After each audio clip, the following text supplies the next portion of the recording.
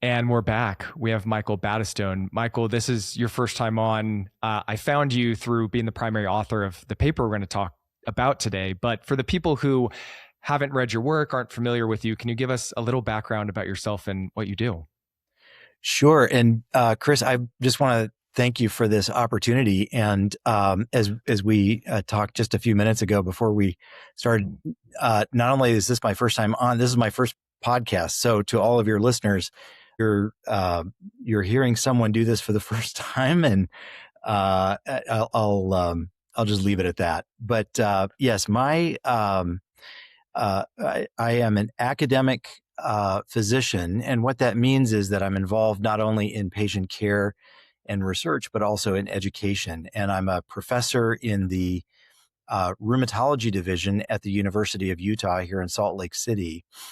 And my appointment station, my duty station, is at the Salt Lake City VA Medical Center. And I should mention here at the beginning that I'm really speaking this afternoon in my capacity as a university professor and not for the VA in any way. I'm not authorized to speak on their behalf. Yeah, and a few days before this recording, you just completed your PhD dissertation. Do you want to touch on one, kind of the interest of going down that path, working on your PhD, and maybe what that area of research was in? Sure. So this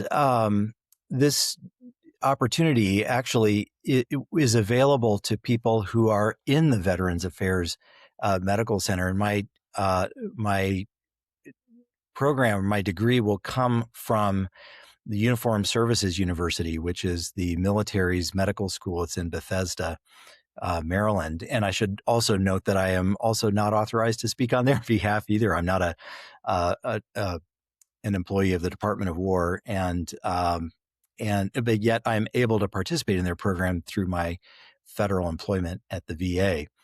And my area of interest, in fact, my dissertation title is Exploring Intellectual Humility in Medical Education. And that was what this whole thing is about. And the paper that, Chris, I think that got your interest and led to this podcast is kind of the origin story of how I got interested, I think, or one of the origin stories in how this topic came to me and became interested in that.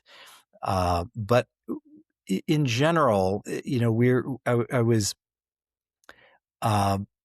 curious about kind of this tension sometimes that I think people feel when working in the health professions. And I would say not only from my perspective as a physician, but I would imagine your perspective as a physical therapist as well. Any profession in which there is some expertise that you're striving for as a student or that is expected from you as a practitioner and as a teacher, you want to be able to deliver that. You want to know what you're doing and to be competent in that, and to be able to do hard things and solve problems that may be challenging for other folks. I mean, that's what our patients rightly expect.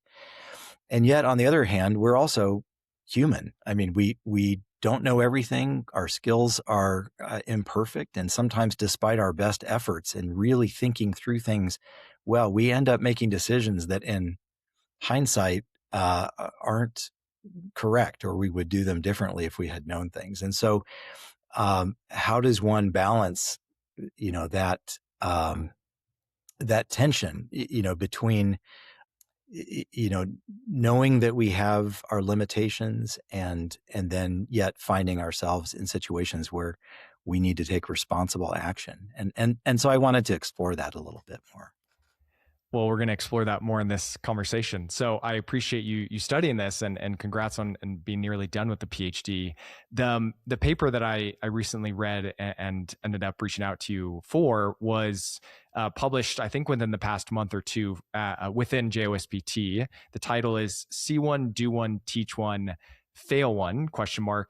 Intellectual Humility in Musculoskeletal Care and Education. And I thought the title alone was so intriguing, hence why I read it. And I think the topic of intellectual humility is so useful to discuss, and something we really haven't, I think, formally discussed on the podcast. So I'm really excited to hear your take on it and your personal experience. So I know that the beginning of this paper, and for people who haven't read it, I'd highly recommend reading it, but you start with kind of your own personal experience with a patient encounter. And I would love to start there, maybe setting the stage of that experience and that context, and then we can dive into what actually intellectual humility means and looks like. That sounds fantastic. I'll be happy to line this out. So, as I mentioned, I am an academic physician, or I'm involved in clinical education, and so I'm responsible for working with students and residents, primarily in the medical discipline, and this means medical students learning to be doctors, and interns and residents who have their degree but are getting their clinical training so that they can sit for their boards and become board certified. And over the years, our consideration of education has broadened a bit, in that we're talking less and less about medical education, because that is a pretty narrow definition for physician training. And really, the more uh, emerging term, or the more recognized term, is health professions education, which would include not just the physicians in training, but everyone involved in the very complex healthcare system. So certainly nursing, uh, you know, respiratory therapy, occupational therapy, social work, even, and above all, physical therapy, and all of those associated professions there too. So, uh, but in this setting, if you can imagine, this is a primary care clinic, and so this is where patients come for pretty routine problems. And one of my responsibilities, this was about 15 years ago, by the way. So um, one of my responsibilities was to staff this general internal medicine primary care clinic with that is staffed by, or that interns and residents rotate through. And in my training, I mentioned that I'm a rheumatologist, which is a subspecialist branch of internal medicine. But I've also maintained my certification in general internal medicine for a variety of reasons, but I really wanted to keep both of those active. And so my work in this particular setting was not rheumatology; it was internal medicine. But Chris, as you well know, because musculoskeletal problems are so common in across all fields, but certainly in general medicine, we see a fair number of patients with shoulder pain or knee pain coming through. And on the days when those would happen, if I was there, I would get asked by others in the clinic if I could maybe see this patient or staff this case, whether it came to me scheduled in my clinic, or whether it was somebody else's, and could do a favor. I'm very happy to do that. And so on this one day, this man came in, and he had osteoarthritis and a very large knee effusion. And I was working with an intern, and I said, it looks like we're going to be taking care of this person together. What do you think we ought to do? And the man himself had actually asked for a corticosteroid injection. He wanted his knee aspirated and the injection provided. He'd had this done before, and it really helped him. And he was wondering if it could be done again. It was a very reasonable request.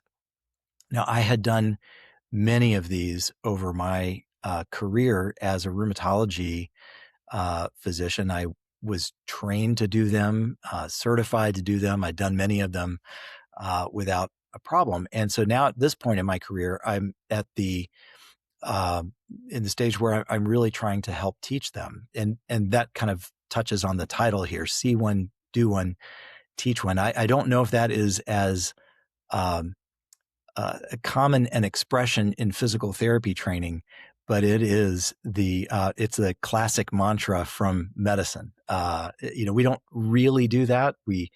But it implies um, the gradual release of the learner. First they need to see what they're doing, and then they can do it themselves under supervision. And when they've known how to do it, then they can teach it. And I was at the teach one stage. I was at the final stage here. And so I asked the intern, I said, would you like to do this? And he said, thanks. If it's all the same to you, I'd rather watch. I've never done one before. I'm interested in see how to do it, but I'd love to be there. And as we were getting some supplies together, another resident or maybe two, I remember there were at least two other people in the room with me. It became a little bit of a production, a little bit of an event. There was some interest in watching this procedure. So I went in, and we were now in this room that was a little bit more crowded than probably we typically would. And the man was very, he was a great patient, but he was also a great teacher himself. He was very happy to have the residents involved. And I think he would have been happy to have them do the procedure, but I told him I would be doing it. We went through the relevant physical exam, demonstrated this fluid collection, and then I went through what we call the risks and benefits, so that he knew what we were going to be doing, even though he'd had it done before and was requesting this, and that he understood some of the risks that could happen, and that we documented all of that in writing, all that we needed to do. And then I put him in the position and told him he's going to feel all right, just a little poke here, sir, and we'll get the fluid. So I put the needle into the joint space, pulled back some fluid, and I got nothing. And what that tells me is that I was not in the joint space, right? I had the needle where I thought it was, but I was not getting any fluid back. And so I that happens from time to time. And so it wasn't too distressing, but I repositioned the needle and tried again, nothing. Second time, I got a little bit more, I'm going to use the word anxious here. I don't want you to get the sense that I was, in crisis, but I was anxious. I was starting to notice I was sweating a little bit. Particularly, I was very aware now that I was on this stage with with this audience that I had collected, and certainly with the patient there too, because he knew I wasn't getting any success.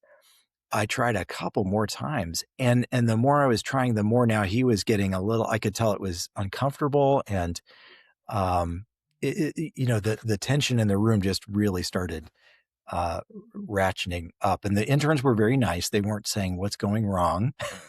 The patient wasn't complaining, but I thought to myself, what do I do here? Like, I'm not successful. What's going on, and what should I do? And those two questions in my mind, the what's going on became less of a pressing concern, and what should I do became really what it was all about. And I thought about the different ways I could handle the situation. Sometimes, you can throw some camouflage up, and you can say, well, maybe I was wrong. Maybe there's not a lot of fluid here, and maybe the fluid is just, not in the joint space, but it's in the soft tissue, and maybe it's more edema and not an effusion. So we obviously wouldn't get any fluid out. Or I could say, maybe this is loculated, and there are little portions of fluid, that you can't really get at because of some anatomic barriers that come up if they've had effusions for a while. Or or I could say, boy, you know what? This really isn't that important to evacuate the fluid. We're not concerned about an infection. We probably should wait and just do this under ultrasound, or try just medications instead. There's lots of other things that you can uh, that you could put out as off ramps for this. But each one of those made me a little uncomfortable inside because I felt like I was not being honest with myself or with the patient or with the learners. And so I thought, well, what am I going to do? And then I had the best idea. I remembered there was a new physician assistant who had come to this facility very recently. She had some orthopedic experience. She had come from an orthopedist's um, clinic, a private clinic in the valley, and had come to the facility here because she wanted a little different direction. And I had just met her once and didn't know anything about her except maybe she might be able to help. And so I asked the man, I said, could I just slip out for just a second? I'll be right back. And I found Andrea, and I just said to her, I said, Andrea, I don't know if you have any uh, chance of having any free time here, but uh, could I ask for your help if you've got a spot between patients here and help me with this procedure that I'm having some trouble with? And she said, sure, happy to help out. And she didn't really know me. I didn't really know her, but I was so grateful. And she came right in. And a couple of things I want to point out that I didn't have space for in the paper, but I think are really essential here. She walked in the room, and she's about 20 years younger than me. So she is, a junior in many ways, and she's a physician assistant. And here I am as a subspecialty attending. And she came in, and I said, to the man, I said, this is Andrea. She's here, and I think she might be able to help us. And I then took a seat, next to the interns who were there. So now the room is even more crowded. And Andrea looks, and she kind of takes in a very short time, she kind of takes stock of the situation in the room. And she says, well, hello, sir. She said, I'm sorry that this has been so tough. And she looks at him, she says, ooh, she says, I've seen this kind of situation before. These can be really tricky. But I'm happy to help, or at least give it a try if you're still up for it. I know you've been through a lot already. Would you like me to try? And he said, sure. And first shot, she got she went in, she repositioned him a little bit and used a little different approach than what I had been trying, and one I'd never seen before, frankly, and just pulled out. I can't remember how much it was, but it wasn't a little bit. I mean, she probably got at least 20 or 30 cc's of fluid out of that knee. And she was, she was doing it. She was talking to the interns about what she was doing, and all of these kind of things, and involving them in the educational experience and so forth. And so many things in that moment really, I think are worth talking about. One of them, she responded very quickly and was able to kind of help. And technically, I mean, she had the proficiency, she knew what she was doing technically. But I think the other thing that she did was she really gave me a wonderful example of what it means to be an effective teacher in in an environment that may be a little bit more charged than what you would like to do. And it just, I saw that and I thought, I want to be more like that. I want to do, hopefully I will be able to do for someone else someday what she's doing for me. And so that was really, that's the story that I told in a very abbreviated way. And I think one of the reasons why I wanted to make as much of it out of it as I could, not just the story, but also to use this as a springboard to talk about intellectual humility and to really bring it into this, to bring it in as an element of my doctoral work, was because of what has happened since then. And so Andrea and I, in fact, Andrea is in the same PhD program as I'm in. And over the 15 years that we've been working together, we've really built a couple of, uh, of educational programs together. One involving, musculoskeletal care that serves patients in the primary care settings with problems involving the shoulder and the knee, but also that integrates multiple teaching perspectives. So, Andrea is very much directing this, but then, I bring in a little bit of rheumatology if it's needed. We have another rheumatologist that's helping us as well. We have a physical therapist who is not only there as a clinical therapist, but who is has formal roles in teaching our very diverse group of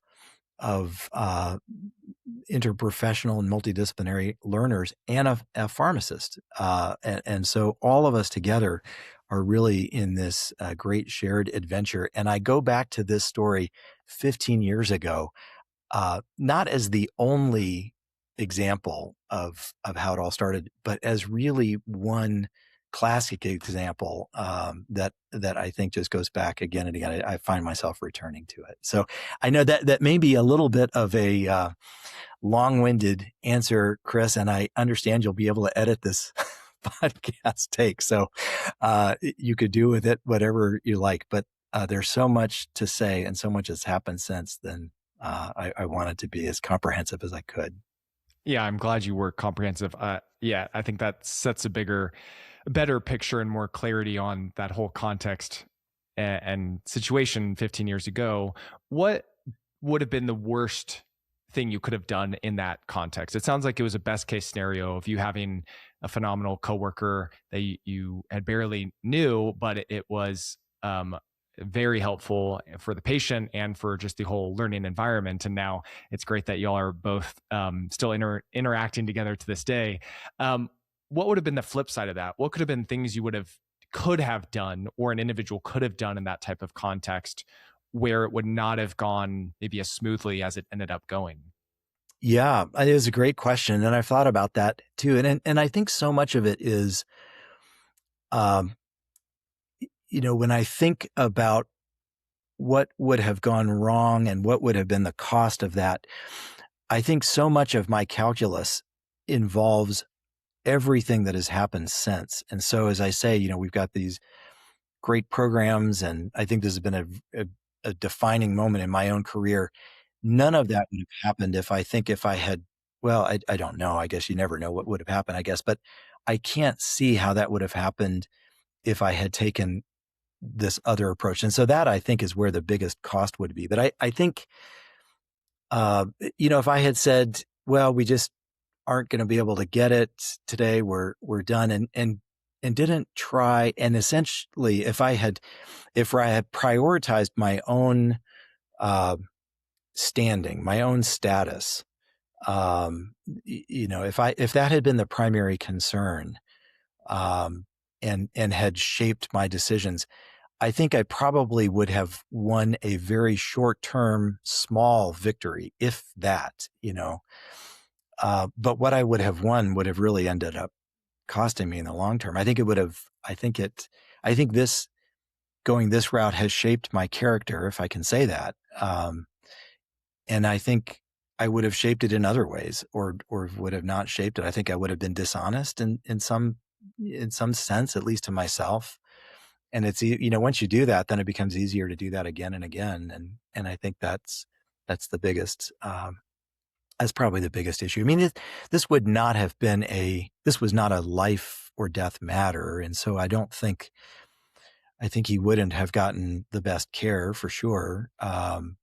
Or he wouldn't have gotten the care that he might have gotten, but it wouldn't have been, I mean, lots of people, as you know, from your work, a lot of people who might get a joint injection choose not to get that, and they're not curative. The literature on whether we should be even injecting steroids at all is pretty, people can pick their studies to defend their perspectives, and there's a lot of debate about that. So I don't feel like this would have been the same as withholding some an antibiotic in the sense of if an infection had been there or some life protecting therapy in a different situation. I don't know if that answers your question, Chris. It's a good one. Yeah, Uh, it did. I am curious with maybe this came in the dissertation and just your other research. Is there a good working definition of intellectual humility that we can kind of base this conversation off of? And then from there, I would love to know why it is quite challenging to demonstrate some of these kind of moments of intellectual humility in either clinical practice with patients and or in the education setting. Yeah, that is a great question. And I'm going to give you kind of fair warning here, Chris, because I'm going to pull you in to help me answer that question because I think it is, it is it's an open question. And it's one I don't know that we ever really answer, but I think that there is some benefit in really discussing it. So my, my vision going into my dissertation was to do this research to try to answer just your question. What is intellectual humility? And when I started, you always start with this, with a literature review, and you kind of see what is out there.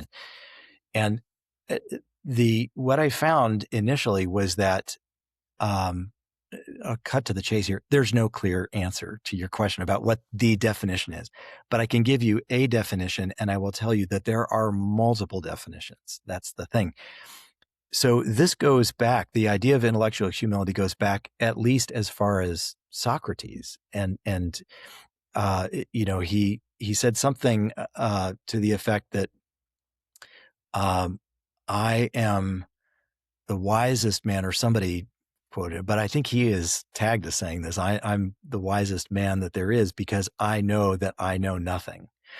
And I think that the the recognition that our knowledge is incomplete, that our perspectives on anything, but certainly our worldview is really limited, is incomplete. That is a foundational element in probably any definition of intellectual humility.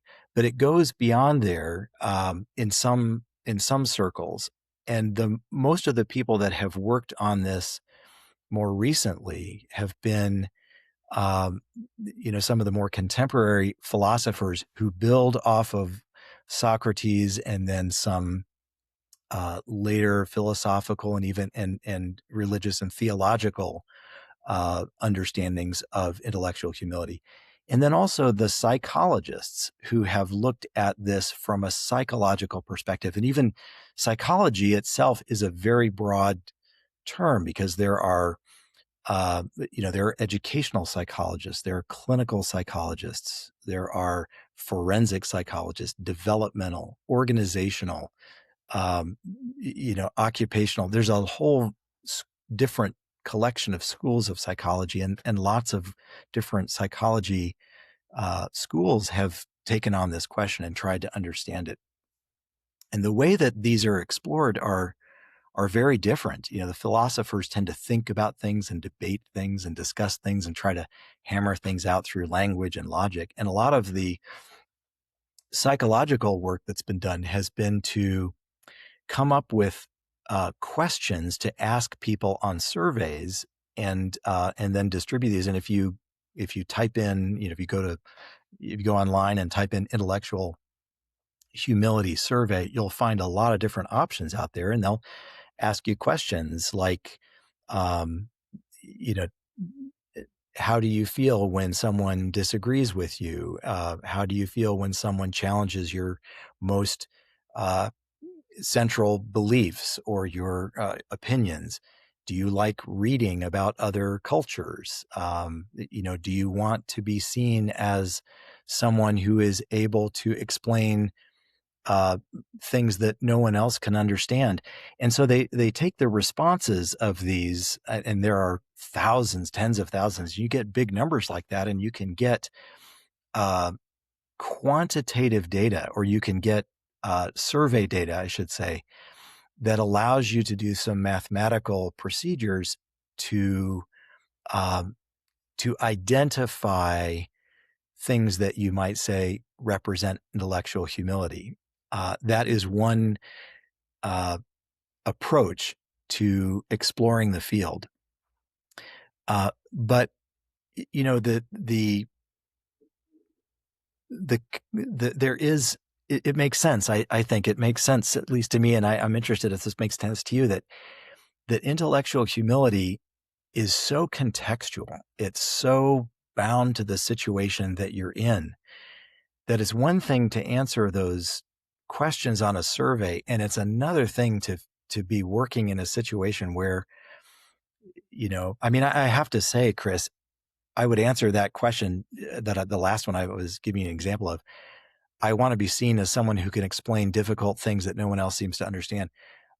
I hope I do that in the room of a patient who, has a very complex rheumatologic condition like some vasculitis or something like that. I hope they can look at me and have that confidence. And does that mean I'm not intellectually humble? I think so. In my view, at least, the surveys really don't capture what it's all about in the context of health professions education, or in the frame of my dissertation in medical education. So that's what I went in trying to get at, was that I want to understand what intellectual humility means in the context of medical education. And so, rather than doing surveys, we went in. My advisors recommended that we do a a qualitative study, that we sit down with attending physicians, and we ask them to tell us stories similar to the one in which I just shared, but tell me stories about a time in which you disagreed with someone, or someone disagreed with you about something, or you changed your mind about something, or you were wrong about something. Tell me about a time that happened, and really trying to get people to share these narratives. And then we looked at those narratives, and we tried to understand what people were saying when they were sharing them. The physicians that we talked to were um, internal medicine attending physicians who were staffing the hospital ward, so not in the clinic, but they were on the general medicine inpatient service at the University of Utah. This went through the IRB and all of that, and they were very good to share their time with us. And what we found uh, was a set of things. They were talking about a lot of things that really didn't show up on those questionnaires or on those surveys. They talked a lot um, about disagreement, but in really curious ways. And they would say something like, "Well, we didn't really disagree. We just had different opinions on something that we saw differently." And I thought, well, how is that not disagreement, right? And one of the things that we found is that these physicians were doing a lot of work. They were working hard to really redefine disagreement in ways that uh, that that they were more comfortable with, that preserve the relationships of, and I think what they found, what that told us, was that disagreement is one of those things that's really inherent. It's inherent in medicine and in medical education, and yet it can be very destructive too. So how do you handle that? How do you contain that? But I'm this is kind of a long way to getting at your question, and that is, what is the definition that we really came to? And I think what we have been using is a definition that someone named Tanel Porter and her team came up with right about the time we were starting our research. And it looked like it was so good, I kind of got that gut punch, because I felt like my work was no longer important because she'd already answered the question. But what she did is she did this thematic analysis of 16 different intellectual humility questionnaires, and came up with a set of 6 domains that they were measuring. And then she came up with really what I think has been a good working definition, at least to get people started. And that is, intellectual humility is the recognition that our knowledge and skills are limited and that other people's opinions and perspectives and skills are valuable. So if you see that there's kind of a two level dyad there. So we talk about limitations and value, and we talk about ourselves and others. And this really gets to Porter has a very beautiful uh, conceptualization, I think, of intellectual humility. It's the recognition of our own limitations and the recognition of the value of others' opinions. And it's interesting as I've thought about this, um, this is kind of where Socrates fell short, or at least because he talks about how he doesn't know anything, but in the in Plato's dialogues and all of that, he wasn't really quick to recognize the value of others' opinions. I mean, he was tearing them down. In fact, that's kind of why he had to drink the hemlock in the end. That cost him his life because he was upsetting everybody. He was really annoying the population because he was saying that none of us know anything, and that may be true to a point, but is it really humble? And I think that to recognize our own limitations, the value of others, and so so that is, and I want to come back to this a little bit later. But before I keep talking, I want to ask you, if you are comfortable sharing with it, what do you think that intellectual humility means? What would that mean in your setting? And I don't really, we haven't really met before today, Chris. So I don't know what that involves and whether you're also in education too. I think a podcast is a really powerful educational tool. So I would kind of think you as one of us, but I imagine you're doing clinical work as well. And I'm curious as to what that might mean to you.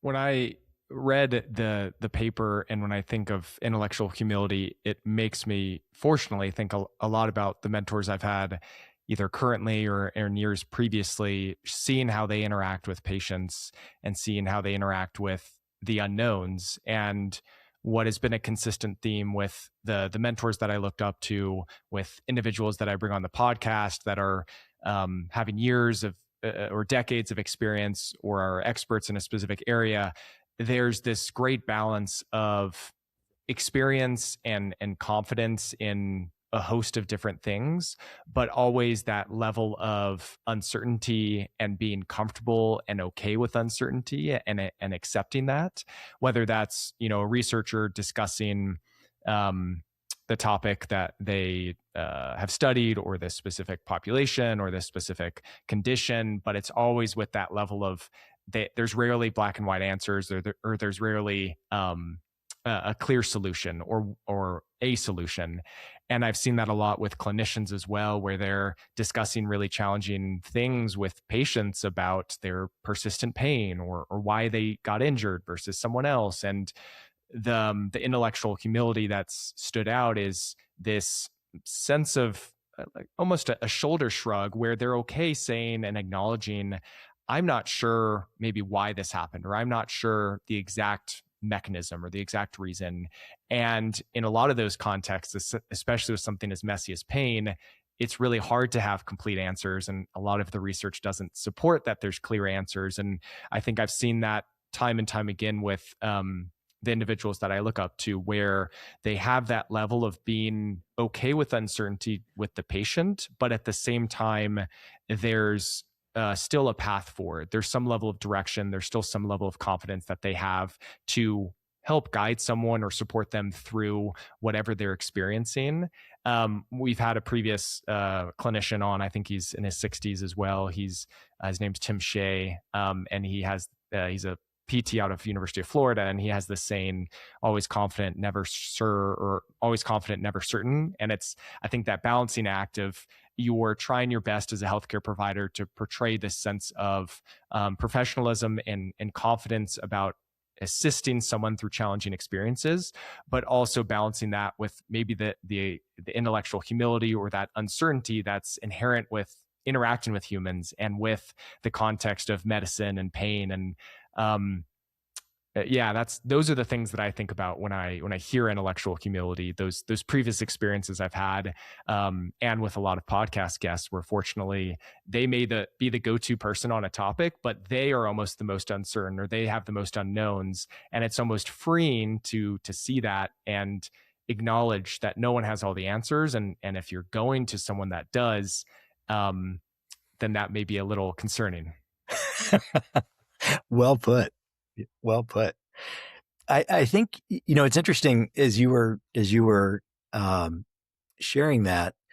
Um, the thing that I heard you talk about was really kind of almost this ongoing dialogue with people in the past. When I say ongoing, this is a dialogue now that you're having in your memory of teachers, and I think that is really where intellectual humility is taking me, at least, or has taken me. And I feel like, in fact, in my defense, um, there was a little stress going into it because I had wanted to have this answer, this hard and fast. Like, we've figured this out. We know what intellectual humility means in medical education now. We just got to go out and do it. And I was coming up short, and I feel like every time I was getting close to sort of nailing it down, it would move like that little, that bubble in a waterbed they talk, it just keeps moving. Every time you're pushing it, it eludes you. And I think that what I'm seeing as coming up in its place that may be even more important than this is this idea of dialogue. And I say that because we talked a little bit about disagreement, right? What we found. Uh, there are some philosophers have uh, that have said, can you? They don't think that people can really even be said to agree or disagree if they are not looking at the same information from the same perspective.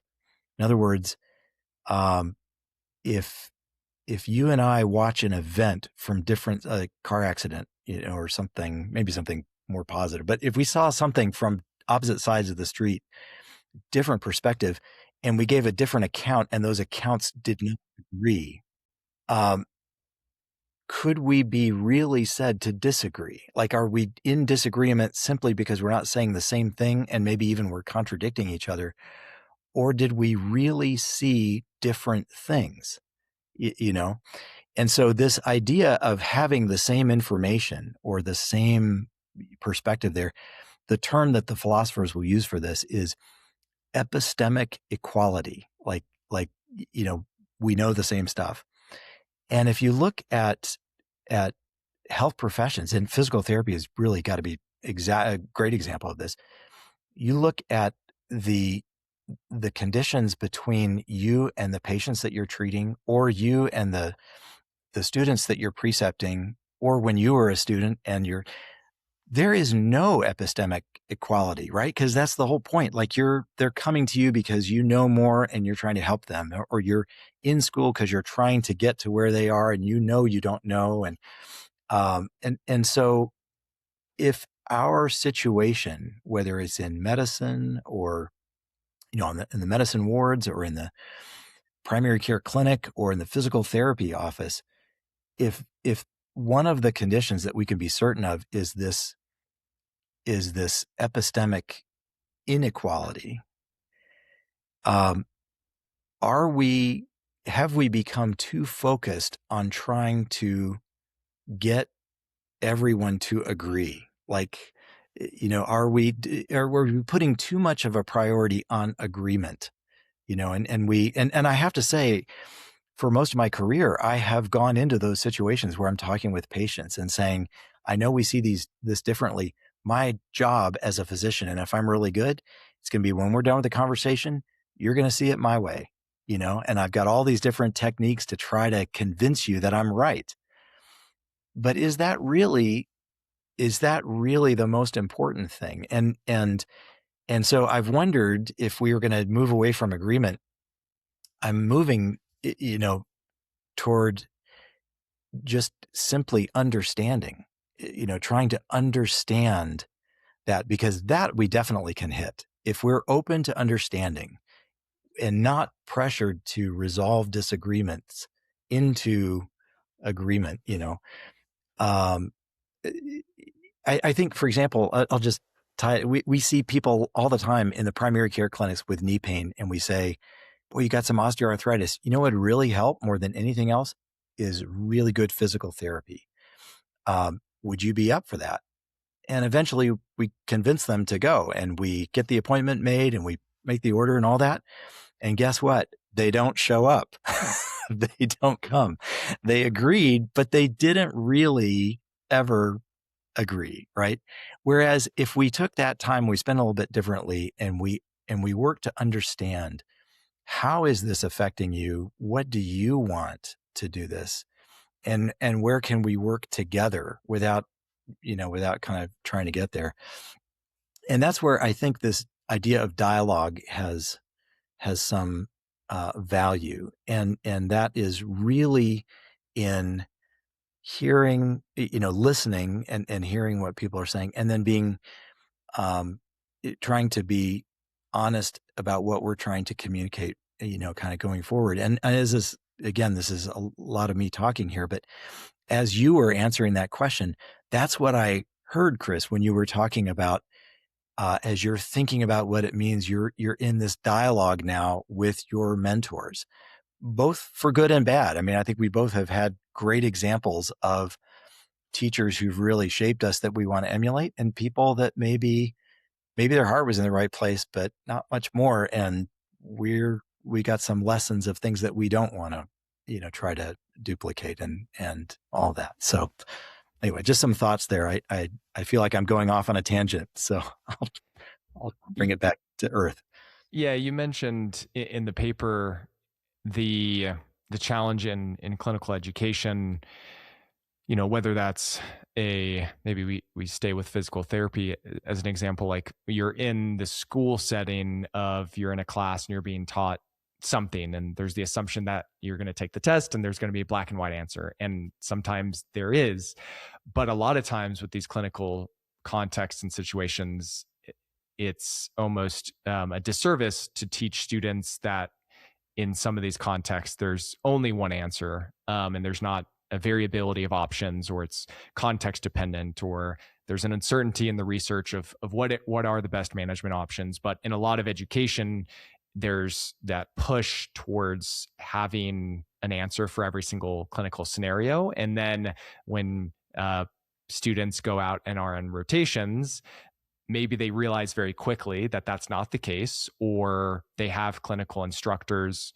or mentors that do lean in towards either the uncertainty and the variability of outcomes and of options and of that intellectual humility, or the flip side of they are more ingrained in that idea of there's always answers because their clinician is always prepared for an answer, or is always overly confident. And so it can go a variety of ways. But in the education setting, how does one balance that idea of we need some level of certainty around how to manage cases, more black and white types of answers, but then also understanding that there needs to be this ingrained uncertainty and intellectual humility that can help a clinician start as a newer clinician, and then that approach down the road, once they become teachers or mentors themselves, that's already kind of been built. But I feel like it starts in the education setting. How does one, from a systems perspective or from an individual educator perspective, improve that ability to demonstrate those skills? Yeah, that's a great question. That's a really good question, Chris. And I think that I'm going to do my best to take a stab at it. But I think that's one of the things that we really are trying to figure out. Um, I think that the thing that makes intellectual humility in our context, and I think you did a good job of really framing how it is in physical therapy. How that is different from the intellectual humility surveys, I think, is that as a physical therapist, you are in a situation in which you have to make a decision, and someone other than you, the patient in this case, they are going to bear the consequence of that decision, right? And again, I'm not trying to make things into that everything is a life or death situation here, but you, I have a lot of respect for physical therapy. My brother-in-law is a physical therapist, and he helps people that I can't. He helps me and our family when I'm not sure what to do, right? Um, and I think that I know people come to you all with really tough problems uh, that that they want something. They're wanting something done, and I don't mean to make them sound demanding. I think they're hoping that something can be done, and you want to get them. You want to get them there. Well, you're going to make a decision, and whether you're right or wrong is going to affect them, the patient, not you necessarily. And you probably know better than I about some of the complications or side effects or down of therapies that go awry. And so I would just invite you to kind of have that in your head there. That can cause a little bit of stress if you know that your knowledge is imperfect, your skills may be imperfect, and yet that doesn't totally absolve you from engaging with this patient and giving some recommendation. And so I think what I would say is that we've got to, as much as we can, uh, we need to bring our students and our trainees into those moments of decision to where they have um, they have a stake in making the call and then bearing the responsibility, not necessarily the consequence. I think the consequence is borne by the by the patient, but the responsibility for that consequence is borne by the therapist or whoever is there. And as much as we can really bring students and trainees into the place where they can start to share that, and ultimately the preceptor, or in my case, the attending, they're the ones who ultimately are responsible. And this is why our work is so important and can be so taxing sometimes, because we have to make these decisions about when we turn the wheel over to the to the learner and how we decide that this person is now ready to be independent. But I think helping them decide when do they when at what point do they stop the deliberation and the discussion and the thinking and the consultation, and they decide, they make a choice, and they take an action, and then they take responsibility and they follow to see kind of what happens, and so forth. And so it may be that the patient that you spend a lot of time with coming up with what you think is a good plan, they go out and then they come back to see you and it's not working, or they're worse, and you know, what do you do in that situation? That's another time to kind of reflect on intellectual humility. So I think the sort of that pre-decisional stage right up to action, and then afterward, taking advantage of the times that really didn't go well, when we failed, to give them that kind of result. I think that's one thing. And then I think the other thing I would say is that for the students, particularly for the very early students that maybe are really still in that C1 phase, I think if we can put ourselves in those positions where we can fail publicly, and let the students see that, and let them see how we come back from that, what we do with that, how we handle that. And that failure in failure is a very broad term, and not every failure is a career ender, nor should it be. Maybe some of them should be, but those are very small, I would think, in the whole universe of failures. But I think those two things, we need to engage our students in the real work of decision and consequence, or responsibility bearing, and then we need to let them. We need to put ourselves in public situations, public being in an educational sense, where we can fail publicly and let the students see that and process it with them.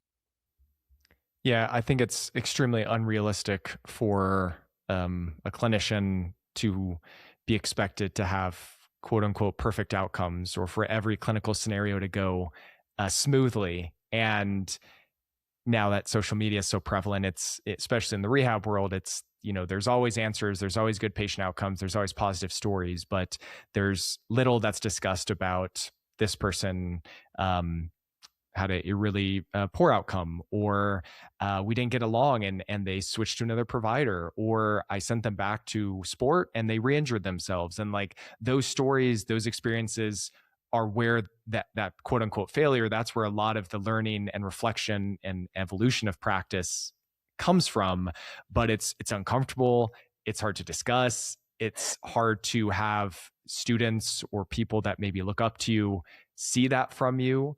So it's easier said than done, but I totally agree. And that's where most of my, or a lot of my improvement has come from throughout my life, whether it's I've quote unquote failed and didn't get into PT school, or I didn't get the job I wanted, or I didn't get the rotation or internship that I wanted, or I had an outcome with a patient that didn't go well, or I had a patient that wasn't a good match and they didn't like me and they left. And all of those have been way more valuable experiences than just the kind of positive experiences that fortunately are more of the majority than the minority. But those day-to-day positives don't impact me as much as the failures, if you want to call it that.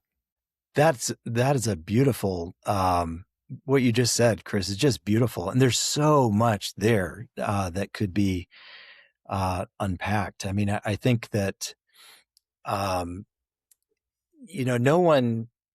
no one would choose to fail. No one wants this. Because a failure is really, it's just that. It feels out of your control and this is not what you wanted. And if you're able to make some good happens from it in retrospect, you can accept it as you have done.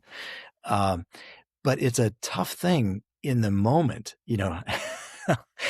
going in and, we probably have similar experiences where you're going in to see a patient where a little bit about the history, like you kind of are worried that this is not going to go well, right?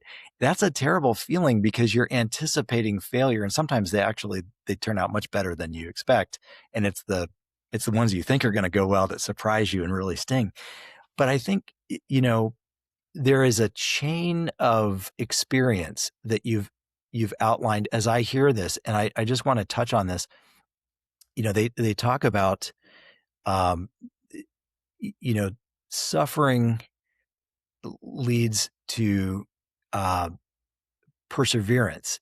If you can persevere, if you don't give up, suffering can lead to perseverance, and perseverance itself, if you persevere, like that changes your character, that shapes who you are, uh, and that's a reason to be hopeful. Like you can be, but the entry point there is suffering, and I don't mean to make it so dramatic that failure is suffering, but I think, I can tell you care a great deal about doing the best you can in this world to help people. I can see that is coming through.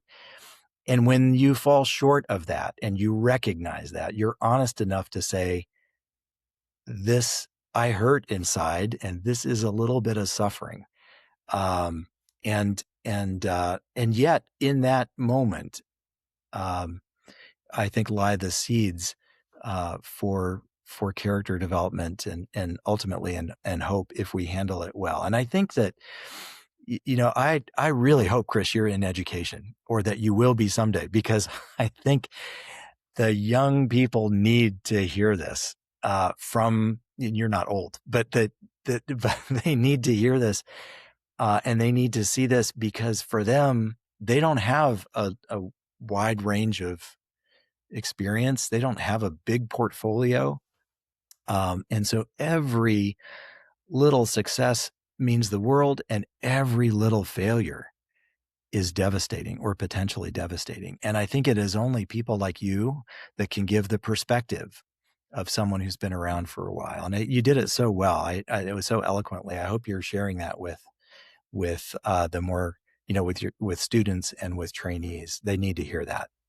Well, I appreciate you saying that, Michael. And I think what's been helpful in those contexts where things haven't gone maybe according to plan, or there's been experiences that are really tough, but have been valuable, what has come from that is this reflective, kind of therapeutic experience of talking it through with trusted coworkers or friends, where I'm trying to retroactively look at, was there something I could have done differently?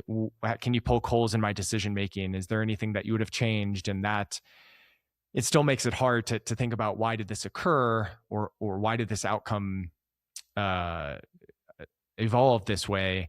And sometimes it's that reassurance that, hey, I would have done everything. Like, you did a great job. I think things are going to happen. Or it's, yeah, I think you, there's definitely things you could have changed. And having that reassurance, and or having some of that kind of tough love of, yeah, maybe there's some things you missed, or there's some things where you should have referred out sooner, or whatever it was, that those conversations that come after the fact. But maybe to your experience, it can also occur in real time if there's a tricky case in the moment. The first clinic I was at did a phenomenal job with the setting and the community of clinicians, where we would kind of quote unquote double check each other's work, where if we were uncertain, maybe someone we thought had a blood clot or DVT or an infection after knee surgery, we would have someone check it out. Or if we're doing some ligamentous testing, we would have someone check in real time. Or we would have 2 or 3 clinicians co-treating on a case throughout a plan of care. And all of that collaboration, but also humility of, what are you seeing? What are you hearing? What are your agreements? What are your disagreements? That collaboration has been by far the most helpful for me in real time with challenging cases, and after the fact with cases that have not gone as smoothly as one would have liked.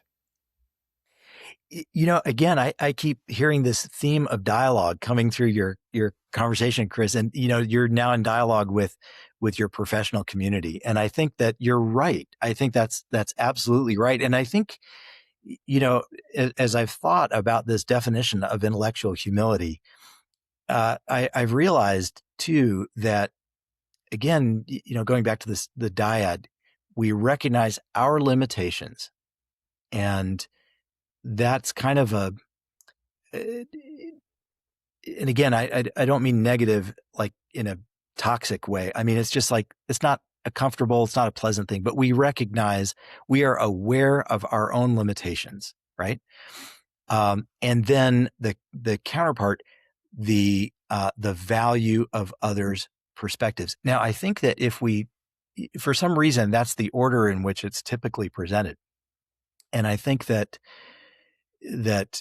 conceptually, what that is getting at is, we start with our own internal dialogue, this metacognition. We reflect on ourselves, and every single human being, if they're honest with themselves, knows that they're not perfect. And honestly, sometimes the people who behave as if they were perfect, they know it better than anyone else, and they're trying to defend themselves from this identity that is shameful to them. So, but at any rate, starting with ourselves, and then the implication is that those limitations can be covered or addressed or treated in some way by the perspectives of others, who may be able to fill in the gap. And I believe that is true, but there's a subtle, there's something there that that has started to bother me a little bit, because I think the implication is that the other's perspective, the other's knowledge and skills or perspectives have value because we are limited. And I think that if we just took those phrases and flipped them, and so instead of saying intellectual humility is a recognition of our own limitations and the value of others' perspectives, if we flipped it and said intellectual humility is the recognition of the value of others' perspectives and a recognition of our own limitations, what that does for me is it it makes me think less of myself, not in a qualitative way. I still struggle with that, but that makes me think first about the person who's in front of me, whether it's a patient or a colleague or a learner, and to remind myself this person's perspective has value. Why is that? And we'll get to my limitations in a minute, but the starting point is that it has value because they are a human being. Period. End of story. And so, and this is, again, Chris, I'm struggling with this now. Like this is not easy for me because I frankly see people all the time whose perspectives are intuitively, it doesn't seem to make sense to me. I don't see where they're coming to this perspective, this idea, this belief. It makes no sense. It is so easy for me to write this off. And that's not right. This is a person. And I don't know their experience. I don't know their life. I haven't lived in their shoes. But they have this view, and that has value. And I need to understand that. And it may be that there are some aspects of this that we'll be able to fill in. And so if I'm feeling very judgmental in the moment of, when I'm confronting this, I have to then remember, and my ability to judge them should be limited because my own perspective. Again, I'm not saying this is easy, and I certainly don't have this mastered, but I feel like it's another on-ramp. We could maybe, if we stop and say, whoa, I'm getting this internal signal that this isn't quite right. But wait, before I get too judgmental, I'm going to stop and say, I'm talking to another human being. Let me be curious about this and let me try to figure out what's going on. So anyway, That's quite tough to do. it I is, struggle with isn't that. Yeah. it? I feel like we could keep talking for quite a while, but we're over an hour. So maybe to close things out with this paper or the topic more broadly, or the conversation we're having, Yeah. what do you really want clinicians, students, people listening to really take away from this conversation? I think probably the last thing that we kind of touched on, I would say, it is an awareness of our limitations, but it is just as much, and maybe even a better starting point, an affirmation of the value of others. And I think that that what we try to teach our students, at least when they're taking the history, and maybe I would imagine this is similar in physical therapy, is to try to get the story and to let your own sense of curiosity propel the interview. And I think we don't always do that well, because in medicine, we have this checkbox of things and people are trying to figure out what's going on is this, and you can get into a very direct line of questioning. But I think that if we ask people to tell them the story, how did you get injured? I want to know the story of this, what happened, this trauma and as they start to tell you the story, if you let yourself become curious, you'll see that questions come to your mind because you want to understand their situation a little bit better. Like, you were talking about lifting this trailer. Tell me what that trailer was. What were you hauling, and what do you do? And have you done this before? And was anybody else around? And you just get a much more rich picture of what was actually happening. And I think the temptation is to think that that's really the value of that leads you to the specific diagnosis. And it might, but I think what it does even more powerfully, and maybe even more importantly than that, is it leads you to a better connection with that patient who is telling you something that of significance to them. And I think that if we, I mean, you think about it, you know, if you've ever been around little kids, right? They are inherently curious. And I have three grown children now, but when they were real little, they would ask the questions that would never have come to me, uh, but they were just fascinating, and they were little windows into their mind and how they were seeing the world and all of this. And they were asking because they really wanted to know. Children are intellectually humble, hands down. They know their limitations. I mean, they live with them, right? And they know that others, the olders, maybe not their peers so much necessarily, but older people, the adults, they have value, right? Their opinions. And that's why they come to us with the questions. And I think that if we are, if we can approach our work as teachers and as therapists and as professionals in whatever, however we find ourselves in the health professions, working with patients and their families, if we can remember the curiosity that we had when we were children before we lost it as adults, and try to you know, become childlike again in that way professionally, of course, I think that will take us there, or at least that's an important place to start. Um, anyway. And I think that's a great place to stop with the conversation. Thank you so much for coming on, Michael. I know this was your first podcast, so I'm honored that that conversation was on our podcast. And I think what you discussed is super valuable, and what you're writing about and what you're researching. So I thank you for all the work that you're doing. And I'll link your ResearchGate. I know you've had other papers on intellectual humility, but I'll definitely link the main one we discussed today. Yeah, this was a pleasure. I think a lot of the conversations we have with non-physical therapists on this podcast end up being some of the most memorable, because some of these unique insights that come from other providers is awesome. Yeah, I think you're our first rheumatologist. You're a second internal medicine doc, but first rheumatologist on. So thank you for sharing love to the rehab community. Oh my goodness, it's been my privilege and certainly my pleasure. And Chris, you've done such a good job of taking a newbie through down the road here of the podcast. I just want to give a shout out to the often underappreciated rehab community.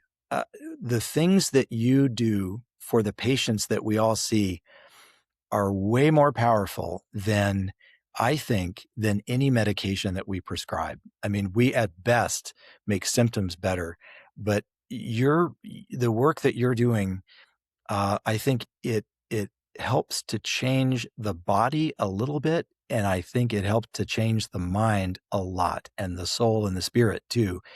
And that is so much more important that it comes from the type of work that you do than from a pill or a shot or a surgical procedure. So we have a ton to learn from you, and I just appreciate the professional association and the collaborative relationship that I'm fortunate with our group here, and I feel it here across the distance with you, Chris.